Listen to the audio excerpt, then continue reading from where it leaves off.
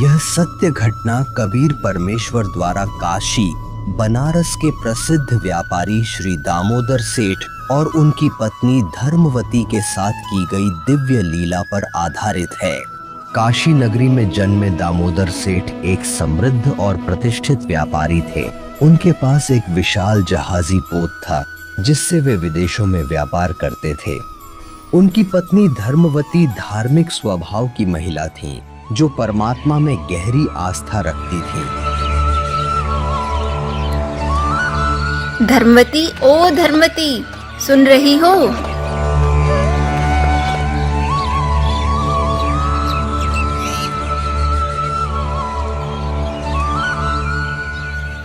आओ बहन, कैसे याद किया? बहन, हमारे घर पर गुरुजी सत्संग करने आए हैं। तुम भी चलो, सत्संग सुनकर अपना कल्याण करा लो। सत्संग? सत्संग तो मुझे भी सुनना चाहिए। ठीक है बहन, चलो।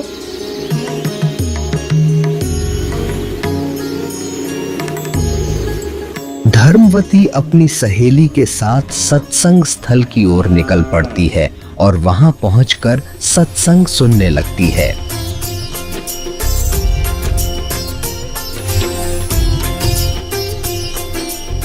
सत्संग में कबीर परमात्मा बताते हैं कि माया आदि निरंजन भाई, अपने जाए अप खाई। ब्रह्मा विष्णु महेश्वर चेला, ओम सोहम का है खेला। सोन शिखर में धर्म अन्यायी, जिन शक्ति दायन में लपटाई। 1.25 लाख गहरा से नित उठ दूती, माया आदि तकत की कुत्ती। 1.25 लाख घड़िए नत भंडे, अंसा उत्पत्ति परले डंडे। ये तीनों चेला पटपारी, सर्जे पुरुषा सर्जी नारी। खोखापुर में जीव बुलाए, 100 पद नरक वैकुंठ बनाए। यो अरहट का कुआ लोई, या गणबंध्या है सब कोई। कीड़े कुंजर और अवतारा, हर हट डोरी बंधु कोई और। अरब अनिल इंद्र हुए भाई, हर हट डोरी बंधे सब आही। शेष महेश और गणेश ताही, हर हट डोर बंधे सब आही। शुक्रादिक ब्रह्मादिक देवा, हर हट डोर बंधे सब खेवा। ये कोटिक करता फिरता देखा, हर हट डोरी कहो सुन लेखा। ये चतुर्बुद्धि भगवान कहावे, हर हट डोरी बंधे सब आवे। यो है खोखापुर का कुआ, याम पड़ा सो निश्चय मुआ। सुनियो सुरत सुहंगम डोरी, चलिए हंसा पुरुष किशोरी। सोहम पर अदली का डेरा, सत्य कबीर है साहेब मेरा।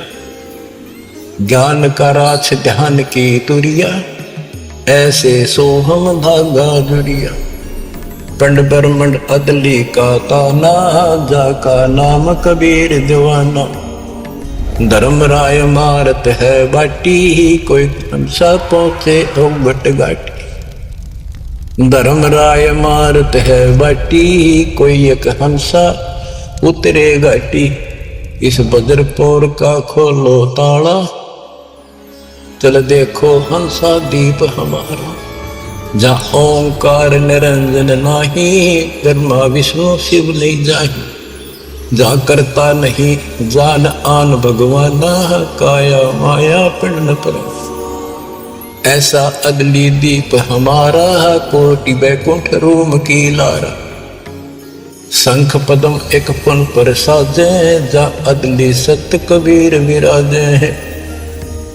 जा कोटिक विष्णु खड़े कर जोड़े हैं, कोटिक शंभु माथा मोड़े। जहाँ शंखों ब्रह्मा वेद उचारी, ही कोटि कन्हैया रास विचारी। अजब अदर मधुर धुनि बाजे, जा अवगत अदली कबीर तख्त विराजे। परमहंस पूर्ण परिवारा अदली अमर किए तपसार।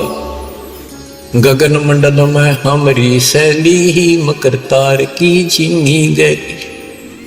परलय शंख सुहंगम सुवा केते करता हो हुआ। हम है अमर अचल अनुरागी शब्द मैल में तारी लागी। दास गरीब हुक्म का हेला हम अवगत सत्य कबीर का चेला। धर्मवती को सत्संग बहुत अच्छा लगता है। सत्संग पूर्ण होने पर सभी जाने लगते हैं, लेकिन धर्मवती वहीं बैठे रहती हैं। तभी कबीर साहब जी ये देखकर पूछते हैं कि बेटी, क्या तुम नाम दीक्षा लोगी? महात्मा जी, मेरी आत्मा तो बार बार कह रही है कि मुझे दीक्षा ले लेनी चाहिए, पर मन में कुछ शंका है। बेटी, निसंकोच बताओ, क्या शंका है? गुरुजी कहते हैं कि जोड़े से नाम दीक्षा लेनी चाहिए। मेरे पति विदेश गए हैं, मैं उनके आने पर दीक्षा लूंगी, पर मुझे डर है कि अगर तब तक मेरी मृत्यु हो गई तो। बेटी, यह भ्रम है। जन्म और मृत्यु दोनों व्यक्तिगत हैं। आत्मकल्याण का रास्ता किसी की प्रतीक्षा नहीं करता। न कोई साथ जन्मा था, न मरेगा। अपना अपना कर्म है, पल का भरोसा नहीं है, कब क्या हो जाए। इस तरह कबीर परमेश्वर द्वारा धर्मवती को काफी समय समझाने के पश्चात वह थोड़ी देर सोचकर दृढ़ता से जवाब देती हैं। ठीक है महात्मा जी, आप मुझे नाम दीक्षा दे दीजिए। धर्मवती नाम दीक्षा लेकर अपने गुरुदेव के अनुसार बताई हुई भक्ति साधना करने लगती है।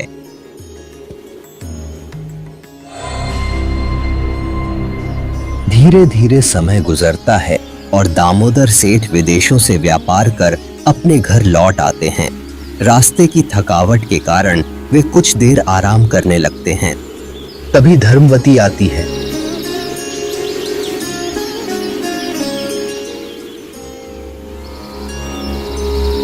स्वामी, खाना बन गया है, खा लीजिए। हाँ हाँ धर्मवती, बहुत भूख लगी है, खाना लगाओ।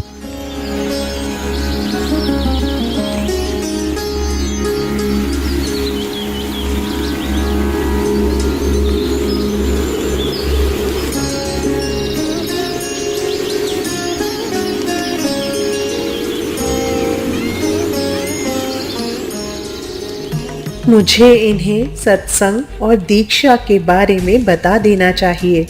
अगर किसी और ने बताया तो यह बहुत बुरा मान सकते हैं। स्वामी, मुझसे एक गलती हो गई है, मुझे क्षमा कर दीजिए। धर्मवती, मुझे तुम पर पूरा विश्वास है, तुम कोई ऐसा काम नहीं कर सकती जो क्षमा के योग्य न हो। हमारे पड़ोस में एक बहन ने गुरुजी से नाम दीक्षा ली है। मैं भी सत्संग में गई और मुझे गुरुजी का ज्ञान बहुत अच्छा लगा। मैंने उनसे नाम दीक्षा ले ली, बिना आपसे पूछे।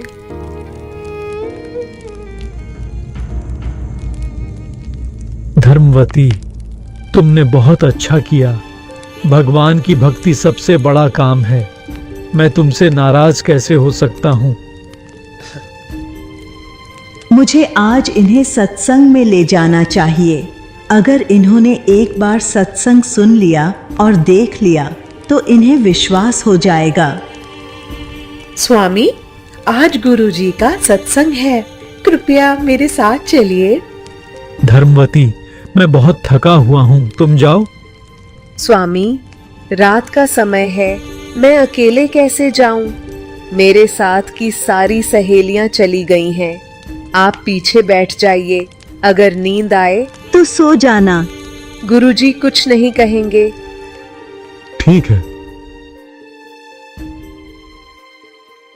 दामोदर धर्मवती की बात मानकर सत्संग स्थल की ओर बढ़ते हैं और पीछे जाकर शांत भाव से बैठ जाते हैं। आदि रमैनी अदली सारा, जा दिन होते धूम धूमकारा। सतपुरुष की ना प्रकाशा, हम होते तख्त कबीर खवासा। मन मोहिनी सिरजी माया, सतपुरुष कबीर एक ख्याल बनाया। धर्मराय सिरजे दरबानी, 64 युग तप सेवा ठानी। पुरुष पृथ्वी जाको दीनी, राज करो देवा रख आदीनी। ब्रह्मांड 21 राज तुम दीना, मन की इच्छा सब जग लीना। माया मूल रूप एक छाजा, मोहि लिए जिन्हों धर्मराजा। धर्म का मन चंचल चित धारा, मन माया का रूप विचारा। चंचल चेरी चपल चिरागा, या के पर से सर्व सौ जागा। धर्मराय किया मन का भागी, विषय वासना संग से जागी। आदि पुरुष अदली अनुरागी, धर्मराय दिया दिल से त्यागी। पुरुष लोक से दिया ढहाई, सहज दास के दीप चल आए भाई। सहज दास जिस द्वीपर हंता, कारण कौन कौन कुल पंथा। धर्मराय बोले दरबानी, सुनो सहज दास ब्रह्म ज्ञानी। 64 युग हम सेवा कीनी, पुरुष पृथ्वी हमको दीनी। चंचल रूप बया मन मोरा, मन मोहिनी ठगिया भौरा। सतपुरुष के नामन भाए, पुरुष लोक से हम चल आए। अगर दीप सुनत बड़ बागी, सहज दास मेटो मन पागी।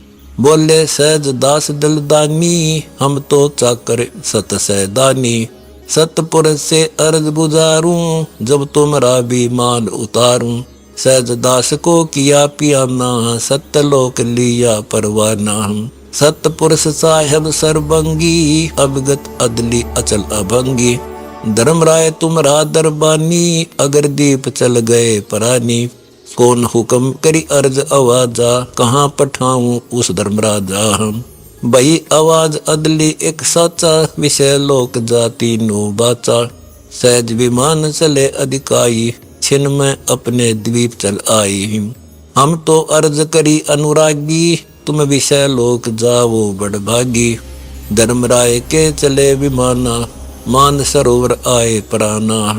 मान सरोवर रहन न पाए, जहाँ कबीरा रूप में था ना लाए। बंक नाल की विस्मी बाटी, तहाँ कबीरा रोकी घाटी। इन पांचों मिल जगत बंधाना, 184 में जीव सताना। ब्रह्मा विष्णु महेश्वर माया, धर्मराय का राज बैठाया। यो खोखापुर झूठी बाजी, भीष्ट बैकुंठ दगासी साजी। कृत्रिम जीव बुलाने भाई, निजगर की तो खबर न पाई। 1.25 लाख उपजय नित हंसा, 1 लाख विनसे नित अंसा। उत्पत्ति कपति या परलय फेरी, हर्ष शोक जो राजम जेरी। 5 तत्व हैं परलय माही, सतगुण रजगुण तम गुण जाई। 8 अंग मिली है माया, पिंड ब्रह्मंड सकल बरमाया। या मैं सुरति शब्द की डोरी, पिंड ब्रह्मंड लगी है खोरी। श्वासा पारस मन गए राखो, खोल कपाट अमीर सचाको। सुनाऊं हंस शब्द सुन दासा, अगम द्वीप है अग है बासा। बहुसागर यम दंड जमाना, धर्मराय का है तलबाना। 5 ऊपर पद की नगरी, बाट विहंगम बंकी डगरी। हमरा धर्मराय सो दावा, बहुसागर में जीव भरमाया। हम तो कहें अगम की बाणी, जहाँ अभिगत अदली आप कबीर बिनानी। बंदी छोड़ हमारा नामम, अजर अमर है अस्थिर ठामम। युगन युगन हम कहते आए, जमजोरा से हंस छुटाए। जो कोई माने शब्द हमारा, बहुसागर नहीं भर में धारा। या मैं सुरती शब्द का लेखा, तन अंदर मन को किन देखा। दास गरीब कबीर की बाणी, खोजो हंसा शब्द सैदानी। सत्संग पूरा होता है। धर्मवती दामोदर के पास जाती हैं और पूछती है, स्वामी, आपको सत्संग कैसा लगा? नींद तो नहीं आई ना?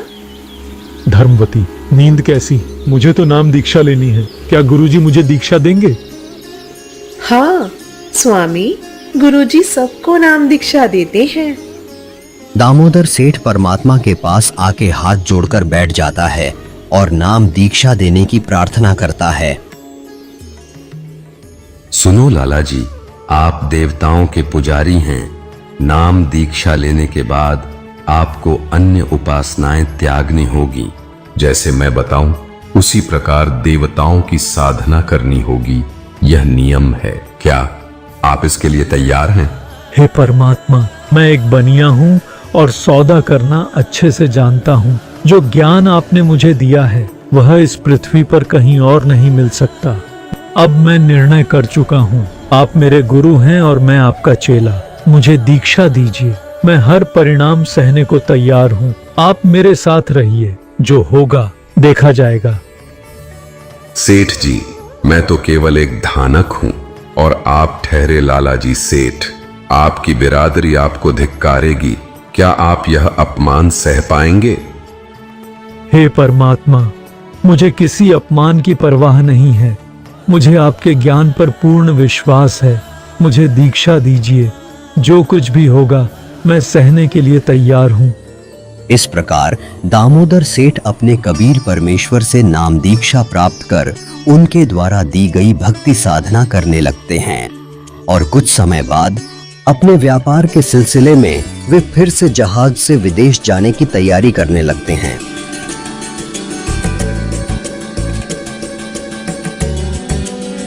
दामोदर सेठ जहाज पर जाने से पहले अपने थैले से देवी देवताओं की पुरानी मूर्तियां और तस्वीरें निकालकर एक एक करके समुद्र में प्रवाहित कर रहे होते हैं।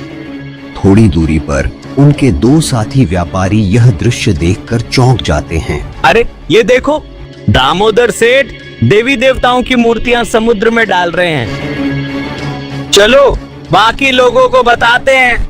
जब यह बात अन्य व्यापारियों को पता चलती है तो वे जहाज के पूजा कक्ष में जाकर देखते हैं कि अन्य भगवानों की जगह कबीर परमेश्वर की तस्वीर रखी है। यह देखकर वे दामोदर से गुस्से में पूछते हैं, दामोदर, भगवानों की तस्वीरें कहाँ गईं? क्या तुमने उन्हें फेंक दिया? भाइयों, मैंने नाम दीक्षा ले ली है। मेरे गुरुजी ने मुझे सिखाया है कि पूजा केवल एक परमात्मा की करनी है। वह अन्य देवी देवताओं का सम्मान करना है। तीनों देवा कमल दल बसे ब्रह्मा विष्णु महेश। प्रथम इनकी वंदना, फिर सुन सतगुरु उपदेश। सतगुरु भक्त केवल अपने गुरु जी की तस्वीर रखता है। मैंने उन तस्वीरों को आदर पूर्वक जल में प्रवाहित कर दिया है।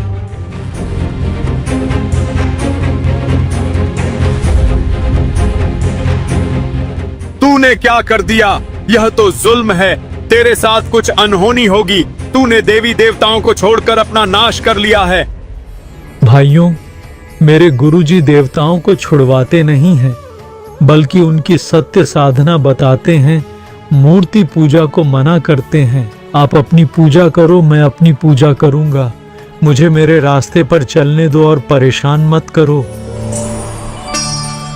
धीरे धीरे समय बीतता गया और दामोदर सेठ व्यापारियों के साथ अलग अलग देशों में व्यापार करने लगा।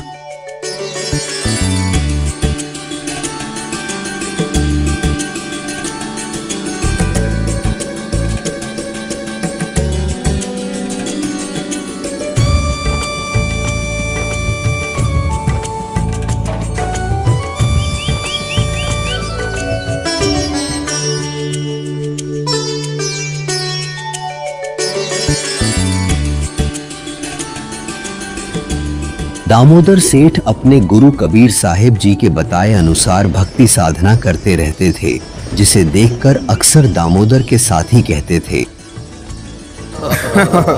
देखो देखो, कबीर आ गया। साथियों, कोई बात नहीं, तुम मुझे चिढ़ाकर खुश हो लो, लेकिन याद रखना, परमात्मा का नाम लेने से तुम्हारी जीभ भी पवित्र हो रही है। समय बीतता है और सभी व्यापारी अपना अपना माल लादकर घर लौट रहे होते हैं। तभी बीच समुद्र में अचानक भयानक तूफान आ जाता है।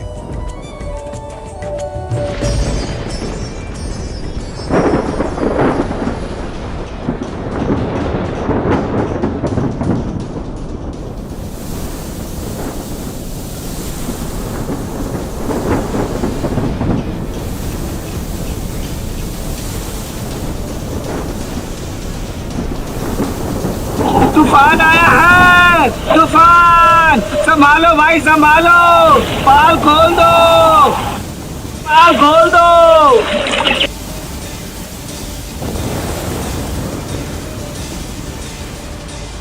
सभी व्यापारी घबराकर अपने अपने भगवानों को याद करने लगते हैं।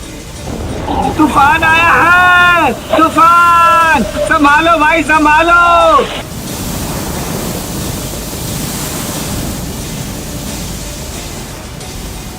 हे भगवान, हमारी रक्षा करो। हमारे देवताओं कृपा करे, कृपा करे। हमारे देवताओं कृपा करे, कृपा करे। हमारे देवताओं कृपा करे, कृपा करे।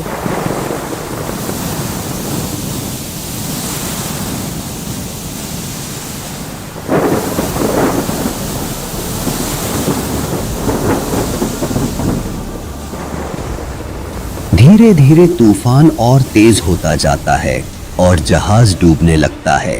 सभी व्यापारी परेशान होकर अपने अपने भगवानों को याद करते करते थक जाते हैं, परंतु तूफान लगातार भयंकर रूप लेता जा रहा होता है। यह देखकर वे दामोदर के पास जाते हैं और कहते हैं,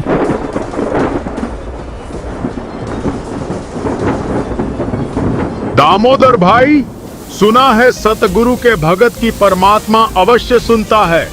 क्यों ना आप अपने गुरु जी से प्रार्थना करें।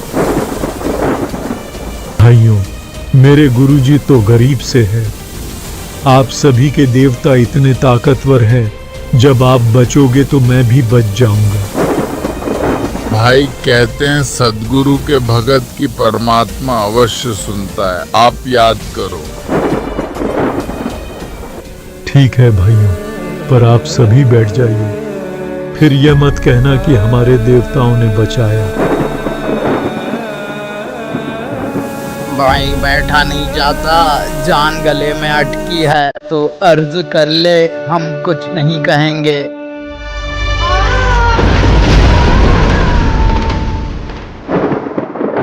हे परमात्मा, आज लाज रख दो, मेरे कारण आपकी छवि खराब हो जाएगी। मुझ पापी को बाद में मार देना। मैंने आपकी महिमा इनके आगे बहुत गाई है। मुझ दास से कोई गलती बनी हो तो मुझे माफ करें और हमारी रक्षा करें प्रभु, रक्षा करें।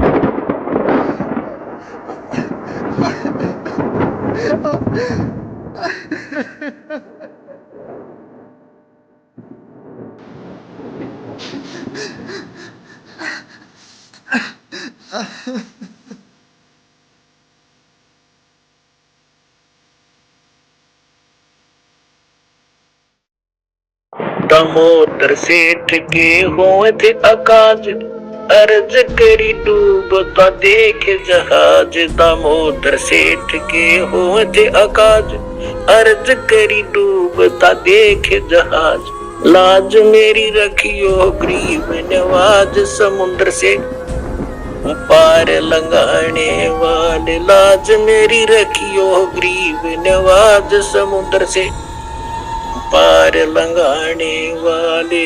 धन धन सतगुरु सत कबीर भक्त की, पीड़ मिटाने वाले।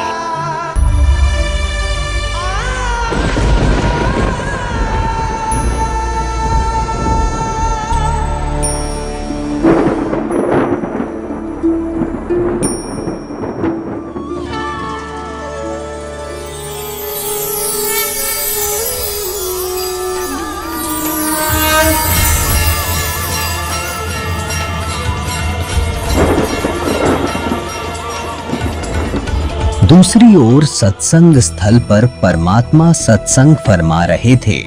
उनके शरीर से शरद ऋतु में भी पसीना छूट रहा था। परमात्मा चेहरे पर हाथ फेरकर पसीने पूछकर झटकते हैं, तो जिस श्रद्धालु के छींटे लगते हैं वह पूछता है, हे परमात्मा, इतनी सर्दी में आपको पसीना क्यों आ रहा है? यह पसीना नहीं है, मेरा एक भक्त दामोदर सेठ है। उसका जहाज समुद्र में डूबने जा रहा था। मैं अभी उसका जहाज बचाकर आया हूं। यह कैसे संभव हो सकता है? परमात्मा तो यहाँ पर बैठे हैं। दूसरी ओर समुद्री तूफान शांत हो गया था और दामोदर बेहोश पड़ा था। दामोदर सेठ के साथी उसे इस हालत में देखकर उस पर पानी के छींटे मारने लगे, जिससे दामोदर को होश आ गया।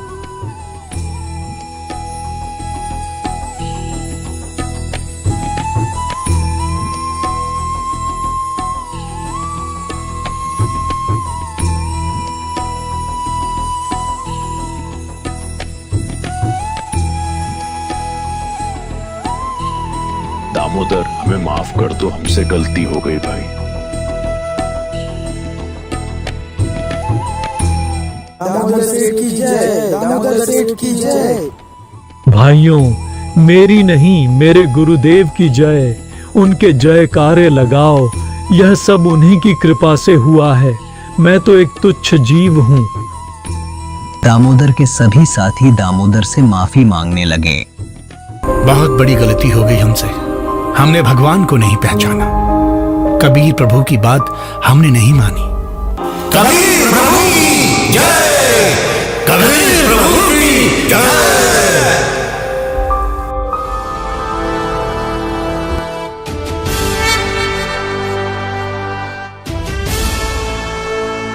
कुछ समय बाद जहाज तट पर पहुंच गया।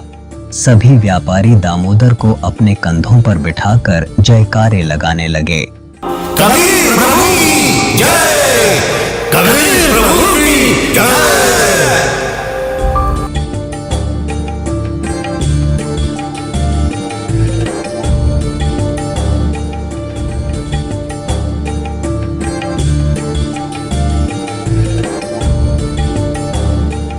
शहर में दामोदर के घर पहुंचने पर पता चलता है कि उनकी पत्नी सत्संग में गई हैं। व्यापारी उन्हें सत्संग स्थल पर ले जाते हैं। सत्संग स्थल पर जयकारे गूंज रहे होते हैं। कबीर प्रभु की जय, कबीर प्रभु की जय। यह देखकर परमात्मा कहते हैं, बाहर देखकर आओ, इतना शोर कैसे हो रहा है।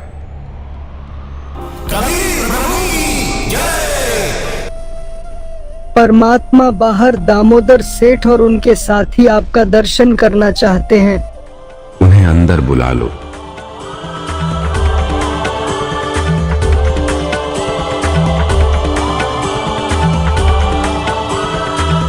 सभी व्यापारी हाथ जोड़कर परमात्मा से क्षमा मांगने लगते हैं। हे परमात्मा, आपने हमारी जान बचाई। हमसे बहुत बड़ी गलती हुई, हमें माफ कर दीजिए। हमने आपका और आपके भगत का बहुत मजाक बनाया है। क्या हुआ बच्चों, विस्तार से बताओ, क्या कहना चाहते हो। दामोदर के साथियों ने सारी घटना का जिक्र यथावत किया। दामोदर सेठ के हुए थे अकाज, अर्ज करी डूबता देख जहाज। दामोदर सेठ के हुए थे अकाज, अर्ज करी डूबता देख जहाज। लाज मेरी रखियो गरीब नवाज, समुद्र से पार लंघाने वाले। लाज मेरी रखियो गरीब नवाज, समुद्र से पार लंघाने वाले। धन धन सतगुरु सत कबीर भक्त की पीड़ मिटाने वाले।